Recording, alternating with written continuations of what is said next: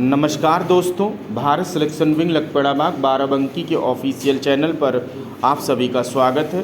Dictation Ramdhari Gupta, पत्रिका संख्या 4, प्रतिलेखन संख्या 13, स्पीड 80। स्टार्ट होगा 5 सेकंड बाद।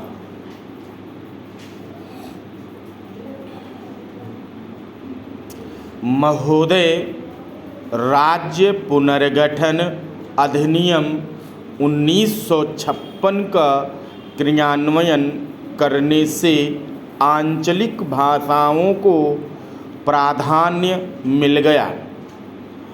आंचल की आर्थिक, पारंपरिक तथा सामाजिक पहचान को प्रत्याशित करने में राज्य सरकार, केंद्र सरकार तथा अन्य बहुत सारी समाज सेवी संस्थाएं अपना योगदान दे रही हैं।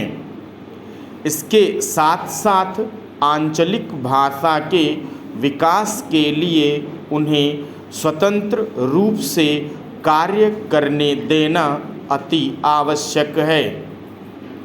यह विकास प्रत्येक राज्य तथा आंचल में काफ़ी हद तक उभर चुका है, परंतु प्रश्न यह उठता है कि इतनी सारी विभिन्नताओं के बावजूद इन सभी भाषाओं में समन्वय किस प्रकार स्थापित किया जाए, जो समन्वय राष्ट्रीय अखंडता के लिए अनेकता में एकता का माध्यम बन सके।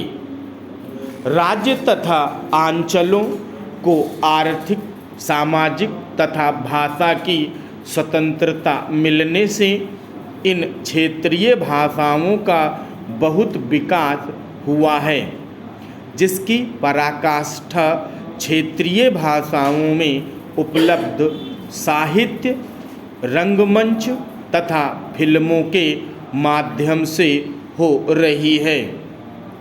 चूँकि श्री अरविंद के शब्द में प्रादेशिक जातियों की इस समस्त रचना में बाह्य रूपों के अनेक भेदों के बीच एक ही संस्कृति का प्रभुत्व दृष्टिगोचर होता है, परंतु उनमें से प्रत्येक अपनी विशिष्ट चरित्र और स्वभाव की धार के अनुसार ही सृजन करती है, और यह चीज़ इन सुंदर और ओजस्वी साहित्य में से प्रत्येक पर भिन्न भिन्न छाप लगा देती है, जो एकता में भी समृद्ध विविधता का स्रोत है। कोई भी व्यक्ति अपने विचारों की अभिव्यक्ति जितने अच्छे तरीके से अपनी मातृभाषा में कर सकता है, उतनी अन्य भाषा में नहीं। अब प्रश्न यह उठता है कि भारत एक अखंड राष्ट्र है, फिर इसमें विभिन्न क्षेत्रीय भाषाओं का समन्वय कैसे किया जाए, जिनमें प्रत्येक देशवासी को यह अनुभव हो सके कि हम भिन्न भिन्न आंचलिक भाषाओं के बोलने वाले एक ही माला में पिरोए हुए मोती हैं।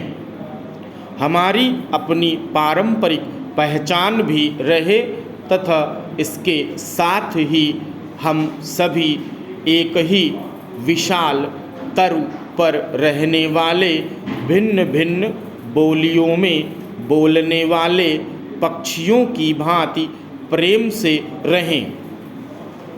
लगता है कि संविधान निर्माताओं ने यह बात गहराई से अनुभव की होगी। प्रशासन की सुविधा के लिए अंग्रेजी भाषा को माध्यम बनाया, परंतु स्वतंत्रता प्राप्ति के पश्चात भी इस भाषा की व्यापकता के ऊपर प्रश्न चिन्ह लग गए।